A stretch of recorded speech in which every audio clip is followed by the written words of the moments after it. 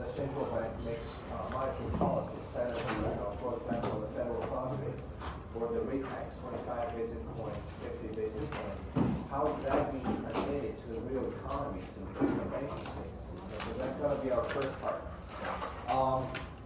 If we have time, which is a big if, we're going to talk more about the market power and bank franchise value, but that's totally secondary. It's optional for us. We don't have to go that far. We're going to spend 3 lectures, including today, talking about Federal Reserve, monetary policy, money multiplier, money supply, basically, how money is being supplied from the policymakers, from the central bank to the real economy. Okay? I mean, most of us have heard of a lot of Federal Reserve banks. Some people say that they're private. Some people say that they're public. They're part of the government. Which one is right? We're going to thoroughly talk about this topic. Okay, and then there are a lot of Federal Reserve officials basically talking about different topics on a daily basis. Who do we listen to? That's another thing that we can talk about as well. Okay. So that's the first part of for the rest of the semester. The second part is very important, very hands-on, very kind of, if you're targeting a finance job, we're gonna break down the last topic, and the fourth topic to 2 parts basically. The first part is how do we understand or how do we price the capital market? When it comes to a stock, when it comes to the bond security, we've talked about bond security pricing, right? There's nothing fancy about the bond security pricing. We just have to, calculate the present values of future cash flows. There's nothing interesting about that. But when it comes to stock market or any other capital markets, the market is not always perfect or efficient, meaning that, we have lots of information kicking in, second by second. How do we price those new information in? Meaning that, a lot of financial assets might be basically mispriced, okay? There's, arbitrage opportunities if there's a mispricing. And then the big question that comes with it is how do we take advantage of the mispricing or the arbitrage? Okay? The smart folks working on Wall Street, working in the hedge fund industry, they're acting really quickly. They're using the sort of the AI, driven machine learning, basically constantly gathering information from the stock market, from the capital market, in order to capture the arbitrage opportunities. Why do we care about arbitrage opportunities? The formal definition of an arbitrage is that there's no capital needed, meaning that we don't have to use any of our own money to take that arbitrage opportunity. The second part of the definition is there's no risk associated with it. So basically, if we're successfully identify those arbitrage opportunities, it's going to be free lunch for us. Free money is going to be pure alpha. Okay, so firstly, we're going to thoroughly talk about how do we use a pricing model to price pretty much everything in the financial market, including stocks, including bond securities, commercial papers, derivatives.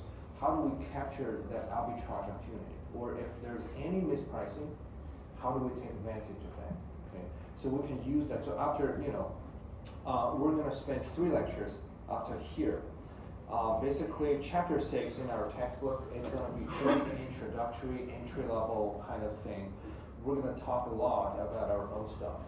Okay, so I'm going to upload all the slides by the end of next or this coming Tuesday. Okay, we're going to introduce you the pricing models, Campaign, for example, Fama-French 3-factor models. Fama-French 3-factor or 5-factor is like most of the mutual fund managers are using these days to price financial assets in order to capture arbitrage opportunities. Okay, once we sort of walk through all those basic pricing models, we're just going to talk about 2 pricing models. And then we're going to take a step further to talk about the APT, or the arbitrage pricing theory.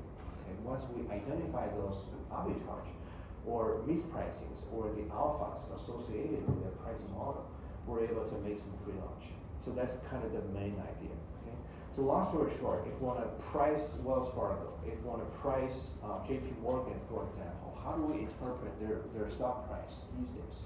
If we gather the historical trading data or the daily stock return about Wells Fargo or JP Morgan, we're able to run a regression analysis basically to identify that alpha. If alpha turned out to be, for example, 15%, positive 15%, it means that JP Morgan is undervalued by 15%, which means that if we step in, and buy JP Morgan shares, we're able to earn that 15% for free.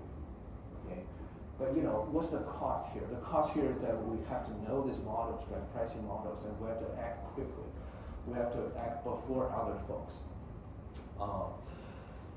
That's the main idea, okay, of this first part of topic 4. The second part is kind of, financial derivatives. When we're talking about money and banking, the money market, capital market, we cannot, yes, please. So you mentioned AI previously. Yeah. So do you think, in a way, AI isn't more of an enhancement for finance to make it, I guess, quicker and better trades? Right, exactly. Do you ever think it'll get to... definitely, it's a huge trade-off here, right? Benefits and costs. Benefits are obvious, just as you mentioned. It's making the market more efficient. And there are some costs associated with this. I mean, a lot of financial analysts are losing their jobs because... That's what I was going to ask next. Yeah, exactly. Some folks are going to benefit, some other folks are going to suffer. There's always a trade-off in this market. So my concern, I like AI. I sometimes ask my questions through ChatGPT, but the thing is, a lot of people, they're going to lose their jobs because ChatGPT, they have great answers, to be honest. It's a big topic. It's a big topic. We cannot really thoroughly talk about these topics, but I'm happy to talk more after the class. Yeah, it's a good question. Any other comments? Any other questions so far? Okay. So very lastly, after we talk about the arbitrage pricing theory, we're going to talk about the financial derivatives market. Okay, so we're just going to spend 2 lectures talking about option contracts. We're going to use options, call options, put options as one example to sort of introduce the background of the financial derivatives. Okay. So that's gonna be it. If we have enough time, we're gonna briefly talk about the interest rate swaps, but I doubt we're gonna have enough time to walk through the interest rate swaps. But if we do have time, we're gonna quickly walk through chapter 16. Okay. So please make sure there are 2 small things or 2 requests for you to take care of. The first one is right after I upload the slides. So please make sure you read through the slides before you come to classes, because the arbitrage pricing theory and also the options in chapter 7 are kind of, if you haven't touched them yet, they're kind of hard to digest in the first place. Okay, so please make sure you familiarize yourself with these topics. If you're interested in option trading, these last 2 lectures will be very interesting for you. Okay. So we're going to specifically talk about how we use option contracts to hedge, to basically make pure arbitrage, to make pure money, to speculate, to make sure we get rid of any risks associated with any kinds of portfolios. Okay. So hopefully our goal here is, after we wrap up these chapters, chapter 6 and 7, including a lot of our own stuff, okay, we're equipped to sort of talk about derivative markets, to sort of brag about it in your interviews. If you're targeting a job in finance, in the finance sector, these lectures will be super helpful, relevant to you. Okay, so that's the plan. And then I'm going to also upload the second homework questions, hopefully by the end of next Tuesday. Okay, you can start working on it. And then we're gonna, it's still the same drill, right? Right before Thanksgiving, you're gonna have a long break, which is great. We're gonna review the homework questions, and then you're gonna have to submit it. I'll grade it overnight and then turn it back to you. Okay, so that's the kind of the deal here. Any questions or comments? Okay, awesome. All right, so let's get back to our business here. Let's talk about the Federal Reserve Banks. When Jerome Powell talks about monetary policy, we might be wondering what is going on. It's like, what does it mean by federal funds rate? What does it mean by the transmission of monetary policy? How is the monetary policy being transmitted? Who is carrying out the open market operations? Who is buying or selling, treasury securities? So let's talk about it. Let's move. So I have done my homework beforehand. I've summarized the main structure of this topic. I've uploaded the slides for chapter 13 with the structure or the design of the Federal Reserve Bank, which is central bank. So please go through that. It's going to be too boring for us to just talk about the slides, right? And we can quickly summarize the main structure, the most important stuff, the dry stuff, for it to sort of, okay?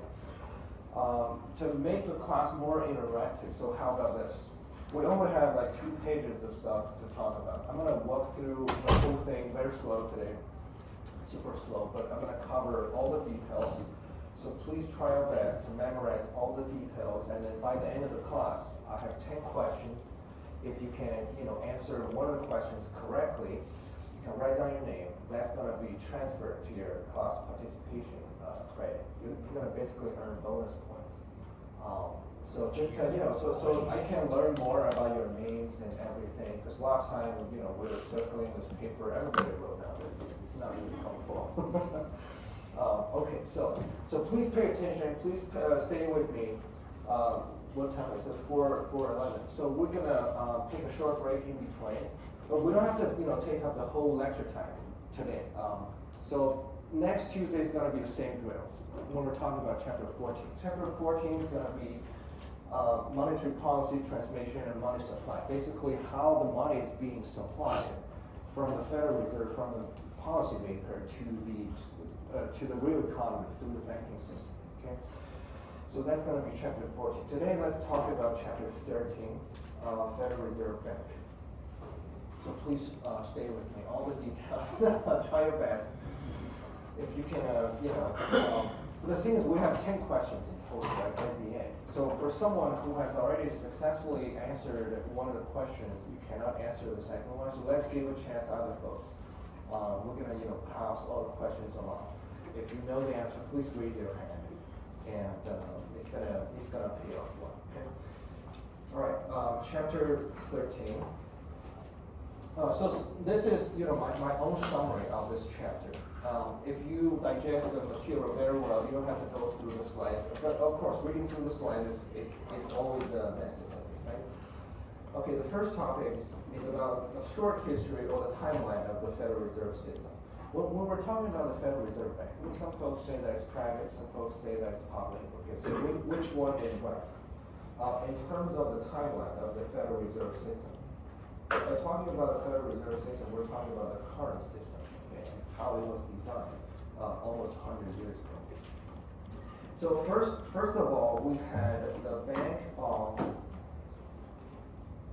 the United States. Starting on the Independence Day through 1811. So back then, for example, J.P. Morgan family started the whole central bank idea, basically serving as a lender of last resort. Okay, because we need a sort of a centralized system to make sure that the financial sector is stable. Otherwise, if all the banks are panicking, all the depositors are panicking, there's nobody else helping. Okay, so that was the first sort of the central bank, Bank of the United States. There is also a second Bank of the United States with a very similar structure. Okay, very quickly, this is a short history of the central bank here in the United States, starting in 1816 and ending in 1836. Basically, only were there for like 20 years. And then the Congress stopped the second bank of the United States. So after 1836, there was a sort of a long era where the United States didn't have a central bank. So there was quite a bit of a problem there because there's no kind of lender of last resort. The U.S. financial system was not stable at all. And then we went through the First World War, and then a lot of chaos associated with that era. People realized that, especially the Congress people realized that we need a central bank, basically. And then they passed the Central Bank Act in 1913, which established the Federal Reserve System, our current Federal Reserve System. Okay, so this is a sort of very brief history about the current Federal Reserve System. Okay, it's founded in 1913 till today. Okay, so these are kind of the very dry stuff, the short history. Again, the Federal Reserve System serves as the lender of last resort, basically providing or guaranteeing the stability of the current financial system. There are two major goals of the Federal Reserve System. First of all is to promote the stability of the price, basically to fight inflation. Second of all is to make sure that the employment level is high, okay, or to fight against unemployment rate. Okay, so these are the two kind of the major goals of the current Federal Reserve System. All right. So how does the structure of the current Federal Reserve System look like? First of all, there are 4 groups. Pardon my handwriting. So please let me know if there's anything that's not clear. I'm happy to repeat it. 4 groups of the current Federal Reserve System. Okay. The first one is called the Federal Reserve Banks. Federal Reserve Banks. Okay. So this group is one of the most important groups of the current Federal Reserve System. When we're talking about the Federal Reserve Banks, probably this is the most commonly used term to describe the Fed, right? When people talk about Federal Reserve Banks, we're not talking about the Board of Governors, we're not talking about the central body in DC, we're talking about Federal Reserve Banks. A fun fact of this Federal Reserve Banks is that first of all, they're owned by private banks, by commercial banks, which is kind of counterintuitive. They're owned by the private sector. For example, Wells Fargo owns a share of the Federal Reserve Banks. Okay, that's kind of interesting. And the second fun fact about this Federal Reserve Bank is there are 12 Federal Reserve districts in the country. So is the Federal Reserve banks like owned entirely by private banks? Not entirely, but partially. What's the percentage? It's kind of, that's a good question. So it depends on the specific Federal Reserve Bank we're talking about. We have 12 Federal Reserve banks. So do anyone know about one of the Federal Reserve banks? Can any of us name one of the Federal Reserve banks if we happen to know some of them? Any thoughts? Yes, please. Yes. One in New York. One in New York. What's your name? Alex. Alex. That's really good. Can you write down your name, please? Here we go. That's really awesome. It's good stuff. Oh, that's not part of the question, though, but you'll be really good. Thank you. Any other ideas? New York Federal Reserve. New York Federal Reserve Bank is Cleveland? Cleveland, exactly. Okay. Thank you. Cleveland, Thank you. New York is one of the most important Federal Reserve banks because in the first day, after the 10 years, like after its establishment, New York has or held most of the gold reserve in New York, the New York Fed. Yes, please. In Dallas, exactly. We have one Federal Reserve Bank in Dallas. Now we have 3, right? New York, Cleveland, and Dallas. I started knowing it. Cooper, Master. Okay, cool. Because it's too far, right? I saw another hand. Right, please. Doesn't San Antonio have? San Antonio, exactly. Okay, very good, very good. Cooper, Master. Miguel. Exactly. Okay, very good. Of course. All right, awesome. What's another? Because we have 2 minutes. No, about it. Thank you. Thank you. Awesome. We're having a good start. Yes. Philadelphia. Philadelphia, exactly. Very good. Philly, New York has one. Cleveland, San Francisco, and also Boston. Boston, exactly. Boston has one. Now we have how many? We have 6. Right, we have 6. Atlanta, exactly. I spent 6 years in Atlanta, and then I leave like 2 blocks away from Atlanta Fed. It was like a fun building, super big building. Any other ideas? Yes, please. Is there one in St. Louis? St. Louis, exactly. There's one in St. Louis. That's really nice. Any other ideas? We have 8, right? We have 8 so far. San Francisco. So someone said it already. But we can write down your name also. So you're no. I was gonna ask, Yes. is there a reason they're all like the East Coast? No, they're spread out. They're spread out. Is there a reason like a majority? It's kind of in terms of GDP share, you're right. So most of in terms of GDP share, they're on the East Coast. However, they're geographically spread out. That was one of the purposes, like to sort of design the Fed to make sure that there's a good mix of urban and rural areas, to make sure that every region is served. And cities? right, yes. What do you want? He's like, if all you guys answer the question, you don't gotta take the final. Automatic beat. Dallas, someone said Dallas, but you know what, yeah, what's her name? Oh, Bryce, okay, cool. Yes, Dallas, we have one in Dallas. Dallas had a new president, last year. Dallas had a new president last year. He came in and fired a lot of people. And hired a lot I of think there's one people. more. I think it said on here Richmond. I think it's Richmond, Virginia. So if you wanna Any other? try. In Chicago, exactly. I thought they said Chicago. There's one Chicago. There's one Chicago, yes. Brandy, Evan. Okay, cool. I also believe Tatooine is a Federal Reserve Bank. Minneapolis, that's really good. What's the name? Okay, cool. That's really good answer. Minneapolis. Yeah, that one is not one of the major ones, so it's hard. It's really easy to get one. Yeah, that's a good answer. Any other thoughts? Yes, please. Yeah. Richmond, right? Richmond, yes, that's a good answer. Emily, right? Okay, cool.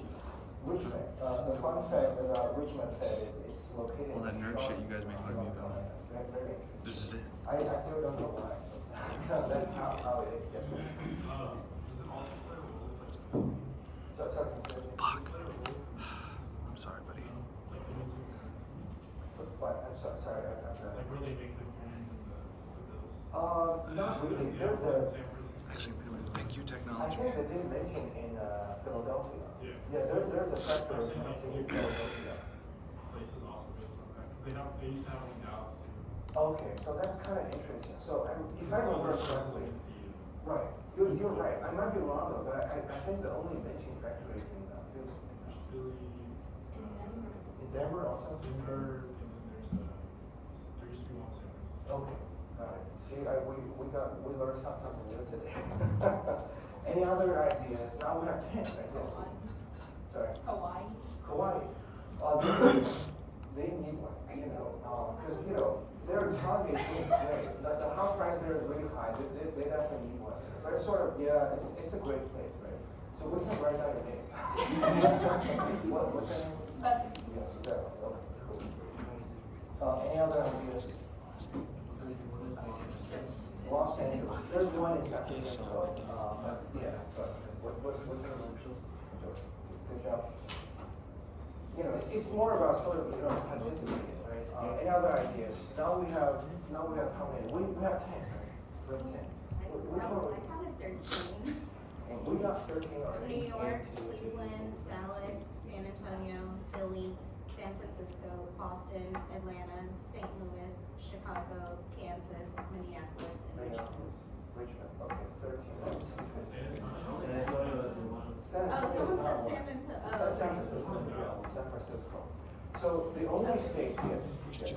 Thank you. Now we're good to go. Yes, thank you. This is the first round of sort of, participating. You're doing a great job. So the only state that has 2 Federal Reserve banks is what? The only state that has 2 Federal Reserve banks Texas. is Missouri, right? We have St. Louis, we have Kansas City. Okay.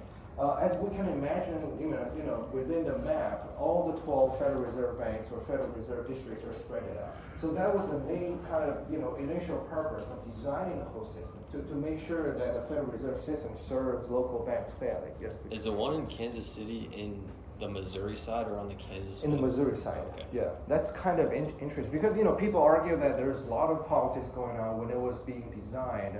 There was a very powerful senator in Missouri. He was promoting his own state to gather more resources back to Missouri. I think that's partially why, but it was 100 years ago. Who cares, right? Yes, please.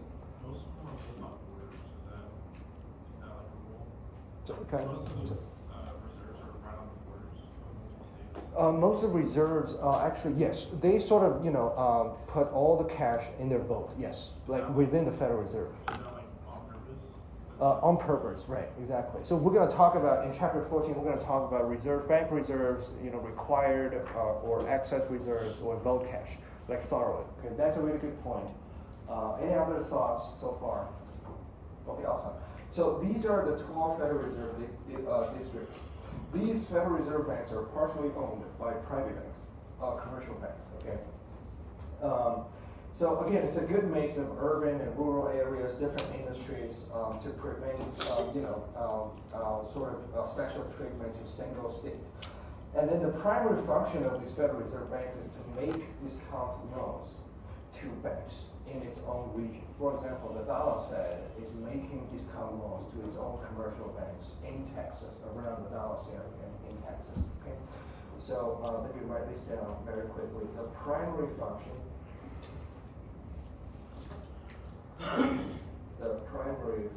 of the Federal Reserve banks is to make discount loans to banks. So this is very important, discount loans to banks, okay?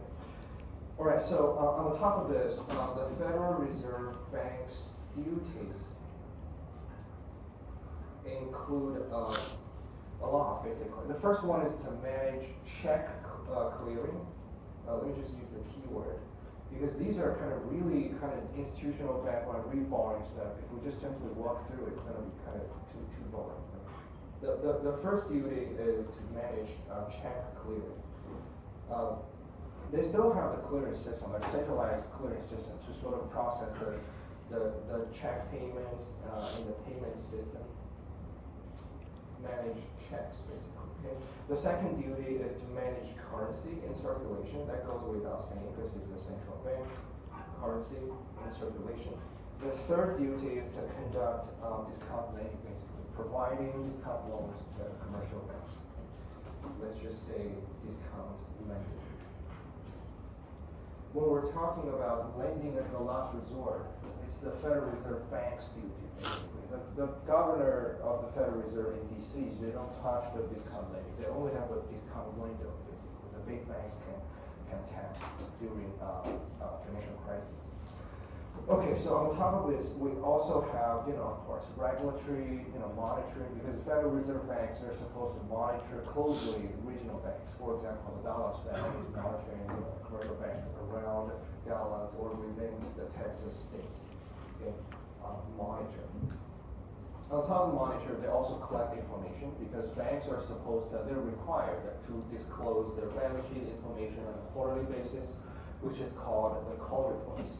Call reports are mandatory for both public and private banks, which is different from the SEC because SEC only requires the public firms traded in the stock market to disclose their 10K or 10Q. However, call reports are required for both private and public banks. So banks are really heavily regulated. That's why we're having a very robust and strong banking system. We don't have to worry too much about it. Okay, so monitor banks and collect data and then transfer the data from its own region to the Federal Reserve Board, which is in DC. We're talking about the Federal Reserve Board or Board of Governors for the real policymakers, central bankers to make monetary policy decisions. Okay, this step is very important. Collect data. For example, how's the economy doing in Dallas? They're going to transfer that information to DC. And then serve on the Federal Open Market Committee. Basically, this is the main body to decide on monetary policy. We're going to talk about this later. Okay? So these are the Federal Reserve Bank's duties. Okay? It's a lot of nuances, but it doesn't hurt us to sort of walk through the institutional details of the Fed. Because after today, you're gonna read sort of the Wall Street Journal articles, for example, when people talk about the Federal Reserve, you can correct them when they say that the Federal Reserve Bank is public. It's not public. Okay? The Federal Reserve banks are privately owned. All right, so that's about the Federal Reserve Bank. That's the first group. Any questions so far? Any comments? Okay, awesome. Yes. Discount loans, those are in between banks. Between Federal Reserve banks and sort of the real commercial banks. Is it like a specific kind of loan? Like there's some like very specific. So sort of it's part of the kind of the monetary policy transformation when the central body makers like in DC makes the open market operation decisions. The Federal Reserve banks are conducting all this kind of buying or selling securities. When one of the banks is in trouble, then the Federal Reserve Bank can sort of intervene and then provide discount loans. with a lower borrowing cost. Are they There at two like kinds. all different kinds of like times? Like it's not like a short-term loan or like a. It can be short term, which is the repurchase agreement, like overnight, super short term, but super reliable. There's like close to zero risk related Okay. to that lending. And it also can be longer term, also like 3 to 5 years as well. Okay. That's a really good question. Any other questions or thoughts? Okay, awesome. All right, that's the first part. The second part is like relatively shorter. It's called the private commercial member banks. It means that if a private bank, for example, Wells Fargo, JP Morgan, is a member of the Federal Reserve System, private commercial member banks. Okay. There are some fun facts about this private commercial member banks. First of all, there are about 34% of commercial banks in the United States are member banks. Only 34% of the private commercial banks are member banks. Okay. And then only about 20% state banks are member banks. Okay, so I'm going to explain a little bit more about the state banks. Only 20% of state banks are member banks, meaning that the rest of the pool of the banks are either nationally chartered or national savings and loans associates, basically those national banks. There are, broadly speaking, there are two kinds of charters for banks. If you want to start a banking business, if you want to build a bank, you can apply for one of the two charters, state charter and also national charter. If you apply for national charter, you're going to automatically have two regulators in the same place. One is the Federal Reserve. The other one is the OCC, right? The Office of the Comptroller of the Currency. So they are in charge of monitoring, supervising the national charter banks.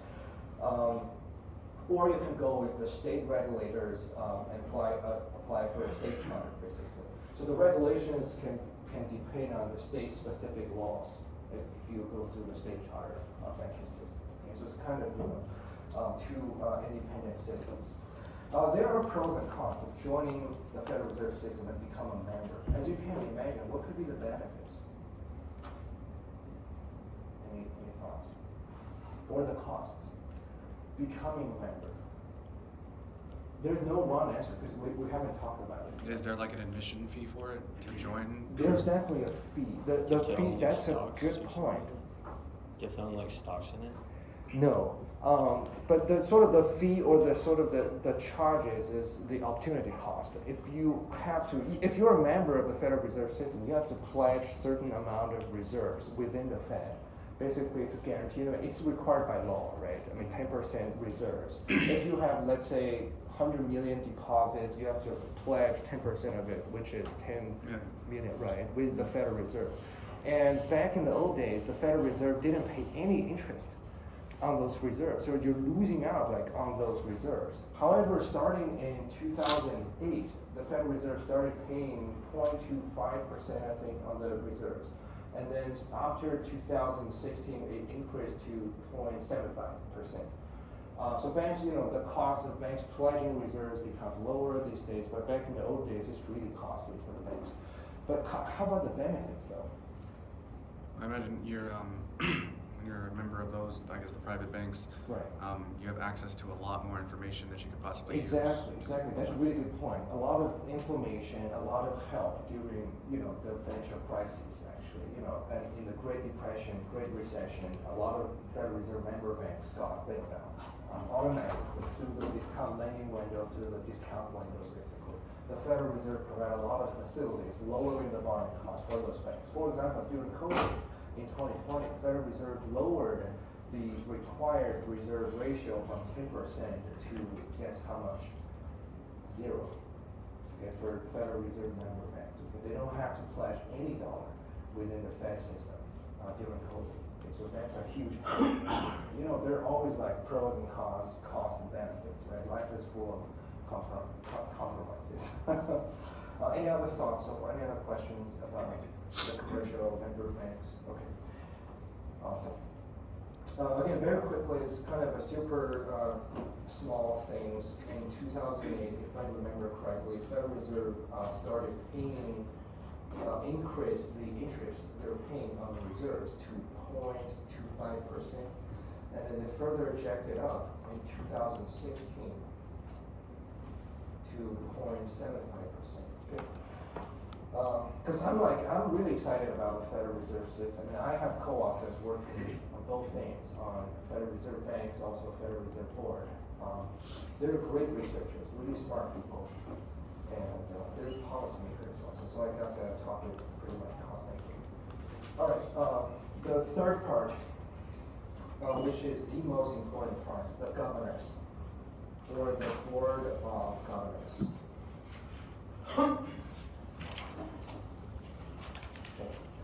The Board of Governors is actually very simply structured. There are only 7 members, 7 governors. We can call them governors or just members of the board. Okay. They are directly appointed by the President of the United States and confirmed by the Congress, or more specifically by the Senate. Okay. Appointed and confirmed.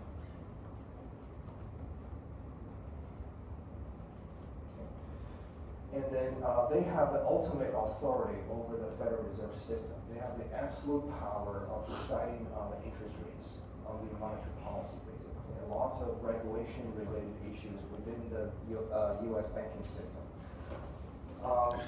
Their service term is 14 years. It's non-renewable. Thank God, because they're going to be really old when they are about to retire. 14 years. And then the chairperson of the Federal Reserve Board automatically has 1 seat. Okay, so he or she is going to be one of the governors. And then the chairperson's service term is only 4 years for the chairperson. 4 years. But that term is renewable, basically. So that person can be reappointed after certain terms. Okay? Jerome Powell got the second term last year. Renewable. Okay. All right, so these are kind of the nuances. So let's quickly walk through the duties of the Board of Governors. There are 7 governors. They're all in D.C., located in D.C. They're the absolute authority to make the monetary policy. Firstly, the administers or decides on the monetary policy. Okay? Their duties include, very quickly, monetary policy, okay, MP. And then that's the first thing, the most important thing. And then secondly, they determine the reserve requirements. For example, right now it went back to 10%. Okay, the reserve requirements.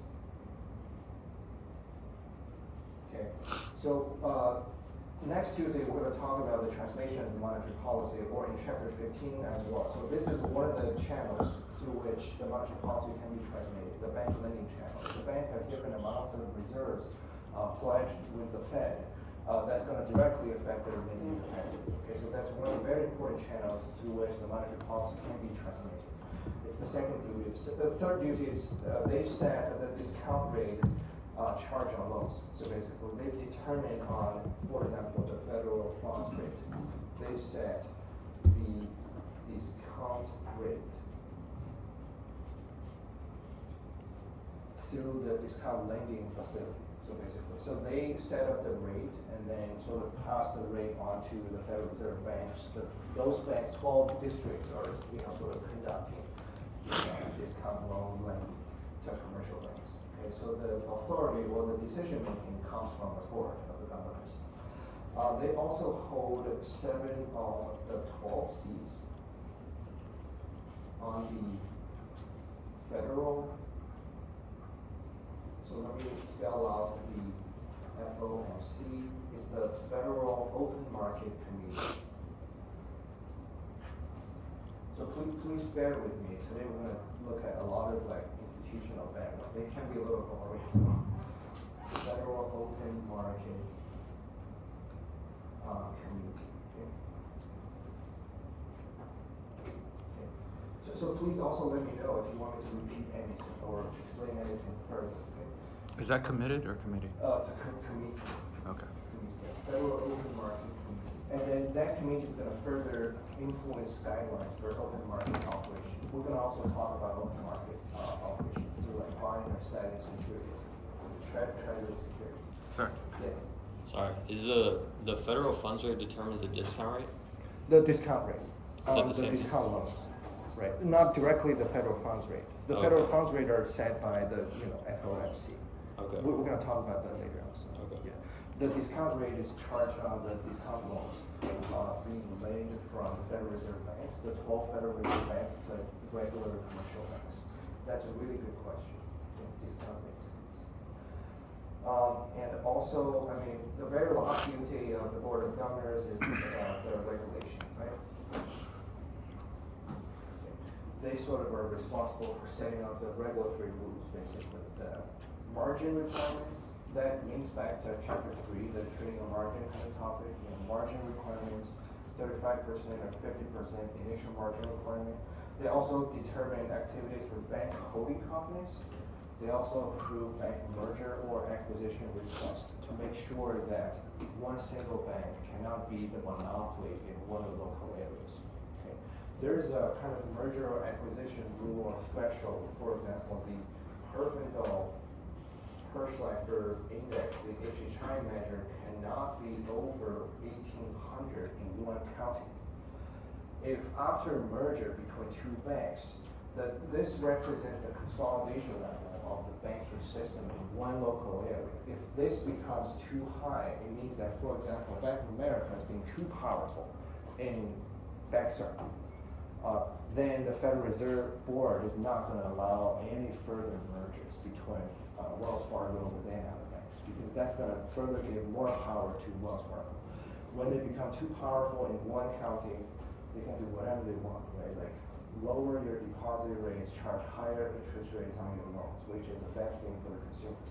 And you said in one particular community, because like the reason why I'm curious about that is because when those banks recently went under, you said JP Morgan had acquired them, that it increased like their expansion on there, knowing that they're gonna have all those banks. So the thing is, the Board of Governors have to make sure that's not above 1800.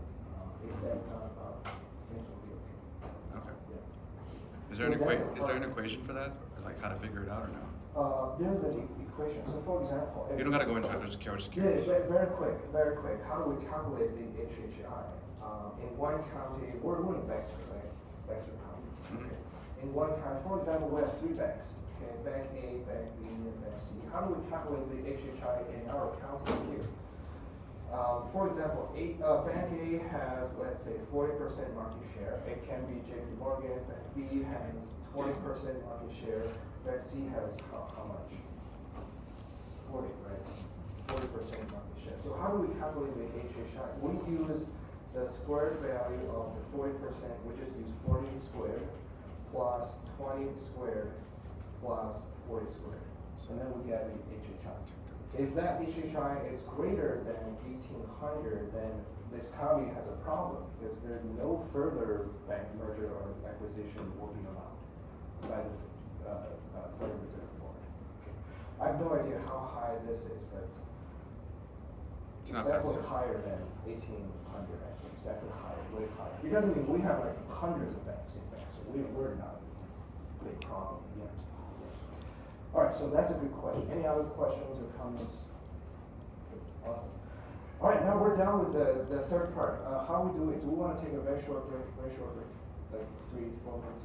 Okay, then we can come back and continue our topic.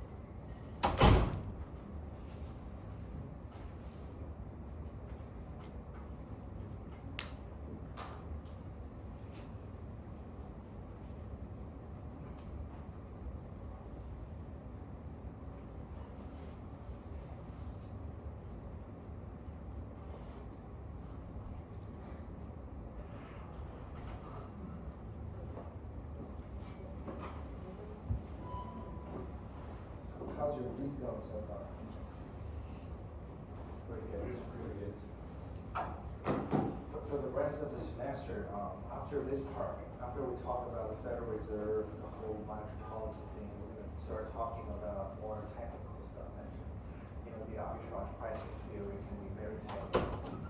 I'll be uploading all the slides and also extra reading materials, so please make sure that you read through those beforehand.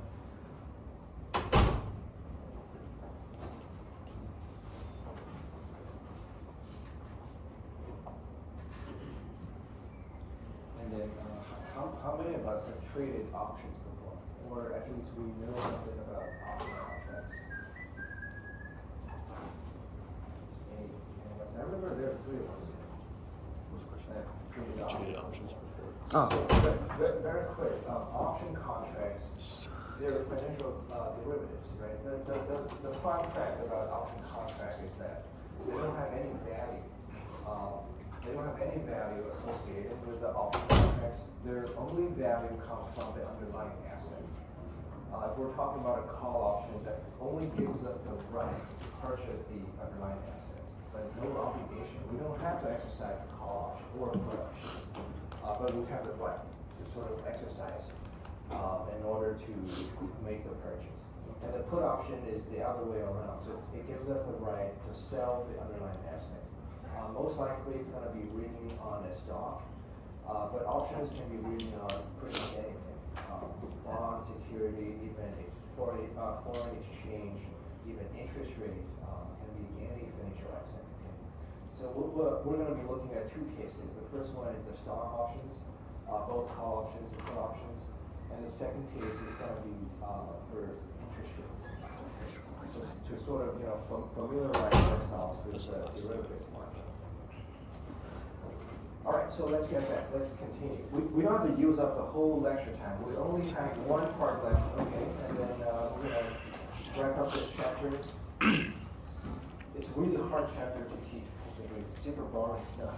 If I just let you read through the textbook, it's going to be no fun. Right? Very lastly, the 4th part, which is also important, is called the FOMC. The Federal Open Market Committee, okay? Federal Open Market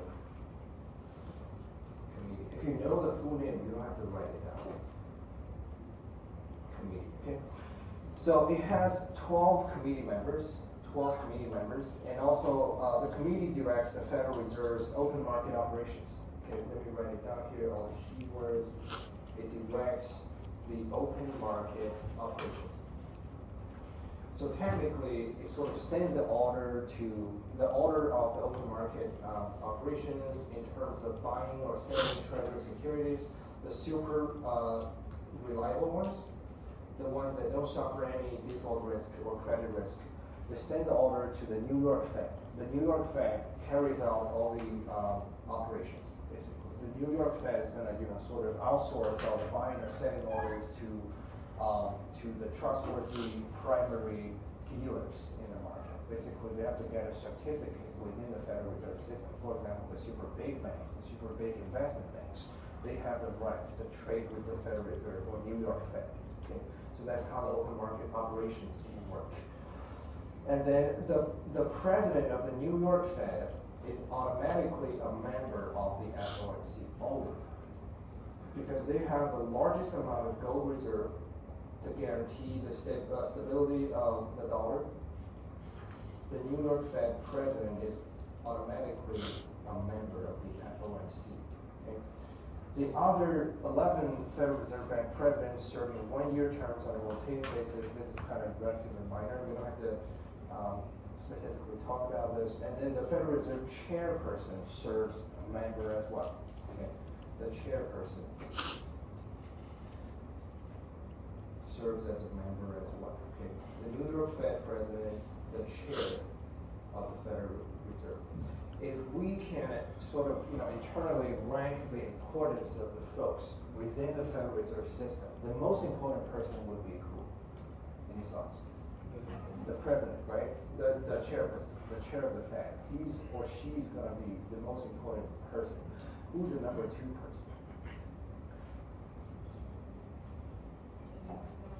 The vice president, right, exactly. The vice president in charge of the regulations. There are multiple vice presidents, but the folk who is in charge of the regulations, sort of, designing the whole regulatory framework, he's or she's gonna be currently, what's his name, the vice president? He just got nominated last year. When I get old, my memory starts to stop serving. But the number 2 person is gonna be the vice president who's in charge of the regulation. Who is the number 3 folk? Number 3. He's a tough yes. The New York Fed president. He's like, automatically the number 3 person. Yeah. Okay, so, and then the FOMC meets 8 times a year. We hear a lot about the FOMC meeting. They meet regularly, basically every other 1.5 months. They're gonna have a meeting to decide on the, next month policy rate or federal funds rate, to provide forward guidance, to provide the, what does the future economy look like, to give the market more information, to basically communicate with the market. So that's the current officials. They have FOMC meeting 8 times a year, but don't listen to them. Because the trick here is that the Federal Reserve chairperson's job is to confuse the market as much as he or she can in order to play the psychology game. This is very kind of top secret, but I'm just sharing with you. Just don't tell other people. Who should we listen to? The retired officials from the Fed. They're the real people, talking about the real stuff, basically. Like earlier this year, there's a retired person talking about, hey, they're going to keep jacking up the interest rate. Nobody believed him. But, so the current Federal Reserve system sends those people, the retired officials, to communicate with the market. If we pay attention, we're going to get lots of useful information for trading purposes, for financial purposes as well. Okay? Yes, please. So, like, when you say that they listen to retirees more because it seems like they know what they're doing, so then what's wrong with the current people that actually work there whose job it is to do that? That's a really good question. So the retired folks, got the message. So basically, they're Because it just seems like now that we're They're- not employed by them, we Exactly. can finally Exactly. say what So we need to. the Federal Reserve people, the FOMC is having a tough job. If we think about it, it's all about psychology. You cannot let the market fully anticipate what you will be going to do. If they know that, okay, next month or the end of next year, the market interest rate is gonna be 5%, they're gonna start trading on it. The whole market's gonna be, like when people start buying the bond securities, the whole bond capital market's gonna collapse. They cannot let the whole market anticipate what's gonna happen. The chairperson of the Fed, previously it was Janet Yellen, currently it's Jerome Powell. They're dealing with a tough job, basically. They have to, every time they show up, they have to communicate with the market with vague information to sort of confuse you as much as they can, so that we cannot know what they're trying to do. It's the psychology game. We can anticipate that. There's always an anticipation with the market consensus. Before each of the 8 FOMC meetings, the market is going to, based on the capital market, the financial analysts, the commercial bankers, they're going to have sort of a predicted, changes in the federal funds rate. Most of the time, they're right. But what really matters in terms of monetary policy is the surprise component, basically. If the whole market believes that, okay, tomorrow they're going to have an FOMC meeting, they're going to jack up the policy rate by 25 basis points. If the whole market already knew it, if the Fed really did jack up the federal funds rate by 25 points, it's not going to be effective at all. If the Federal Reserve really want to scare the market, they're going to surprise you by 50 basis point rate hike. So that, how it's becoming more effective. It's the surprise component, the difference between the real change in the federal funds rate than the market consensus. That extra part is going to matter the most, actually. That's a really good question. Any other thoughts or comments? Okay, awesome. All right, that's it. That's it. All right, we have pretty much 20, 15 minutes, but again, we don't have to use up all the minutes. So I do have a couple of questions. If you know the answer, please don't say it yet. Please raise your hand. For some of the folks who already said something, sorry, you're not. You're not allowed to answer that. Let's give other folks, okay? Let's give other folks a Is that in chance. regard to the banks? All right, so the first question. Wait, so if we answer the question about the banks, we're good? You're Okay. good, yeah. You can leave. Okay, you don't have to, all right. So the first question, so for the other folks, let's, make sure that, especially for you, if you haven't talked, the first question is, when is the Federal Reserve System founded? Who's your first? 19. 1913, yeah, exactly.